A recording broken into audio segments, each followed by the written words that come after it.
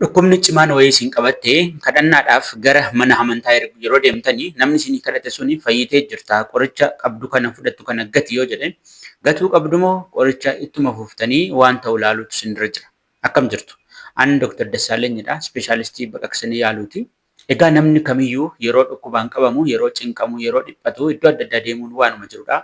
Akkuma amantaa isaatti inni kaan paasterii biraa, inni kaan iddoo xabalaa iddoo adda addaa deemuun hin jira jechuudha. Yeroo kana immoo namni nuu kadhatu suni fayyitee jirta waan ta'eef yaalii mana hospitaalatti gochaa jirtu adda kuti jechuun ni jiraata.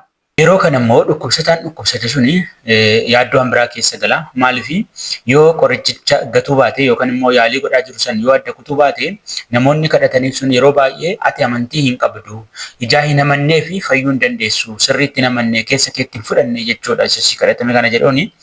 Gama biraatiin immoo namni sun fayyuu isaa sana waan ittiin mirkaneeffatu adda baafatu har'uma kana baru hin qabu waan ta'eef yoon qoricha immoo dhiise dhukkubittiin immoo namiitii kan jedhu yaaddoon biraa itti ta'a jechuudha. Yeroo akkasii kana maal gochuu qabna?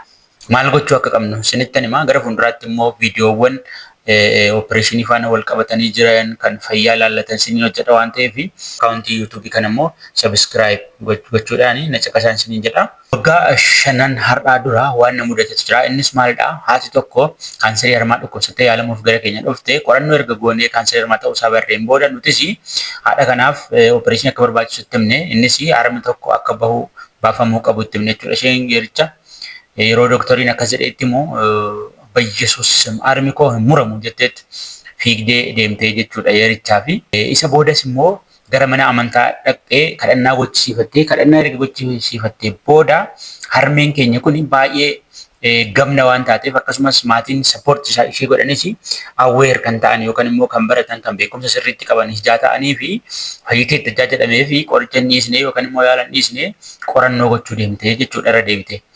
Yeroo deebitee qorannoo yeroo gootes qorannoon sun kaanserii harmaa sun jiraachuudhuma isaa argisiisee isattis immoo namannee ammas qorannoo hanbiraa doktora waggaa hedduu hojjete waggaa 30 fi maal ol hojjete eksperiyansii qabu qorannoo inni godhu immoo nan laallamate ammas irra deebitee qorannoo hanbiraa goote innis immoo akkasuma argisiisee jechuudha. Kana booddee gara hospitaalatti deebi'uudhaan yaalii ishii itti fuftee ni yaalamtee opereeshiniin godhamee fi qorichas ni fudhattee ni fayyitee amma erga hojjetamee fi waggaa 5 waliidhaa isheenis nagaa ishiitii jechuudha. Wanti ishii dhukkubaa jiru hin jiru jechuudha. Walumaa galatti wanti nuti beekuu qabnu namni kamiyyuu fayyiteettaa qoricha dhiisii, fayyiteettaa oksijiinii ofirraa buqqisii, fayyiteettaa hospitaala naqinii, fayyiteettaa opereeshiniin ta'in yeroo nuun jedhu fayyuu keenya san mirkaneeffachuudha. Wanti jalqaba irratti nuti gochuu qabnu jechuudha. Fayyuu keenya mirkaneeffachuu yeroo jennu immoo akkanumatti afaaniin fayyeera jennee yaaduu osoo hin taane qorannoo kana dura goonee ture san irra deebinee gochuudhaan akka fayyineef akka hin fayyine ilaaluun salphaadha jechuudha. Ina ergina jechuudha. Kanaan alaa garuu akkanumatti natti dhagaameera fayyeera kan jedhu kuni miidhaa guddaa geessisaa jira jechuudha. Kanaafuu qorannoo goonee akka fayyineef akka hin fayyine ilaallamuun baay'ee murteessaadha jechuudha. Nama kamuu bileem gochuu hin qabnu, nama kamuu himachuu hin qabnu, nama kadhachuun waanuma jiru homaa rakkoon inni qabus homtuu hin jiru garuu fayyuu dhiisuu keenya ilaaluun baruun baay'ee murteessaadha. Osoo hin fayyin akka fayyineetti fayyee keessi kunatti dhagama jennee osoo teenyuun dhukkubichi immoo babal'achuu kaanserii yoo ta'e faffaca'uu dhukkuba biraas yoo ta'e immoo miidhaa guddaan nurraan ga'ee sadarkaa hin yaallamnerra ga'uu danda'a waan ta'eef dura osoo qoricha hin dhaabiin osoo yaalan dhiisin fayyuu keessan qorannoo godhaa irra deebi'aatii mirkaneeffadhaa isiniin jedha. Salphaadha waan ta'eef jechuudha. Fayyitan taanaan wanti isin qoricha fudhattaniif hin jiru, wanti isin hospitaalatti deddeebi'aniif hin jiru garuu fayyuu keessan maal gochuu qabdu? Adda baafachuu qabdu jechuudha.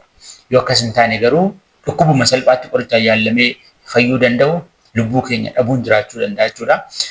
Gama biraatiin waa'ee yaala fayyaa yookaan yaala hospitaalaa ilaalchisee kadhannaa dhaquu fi hospitaala dhaquun faallaa walii miti.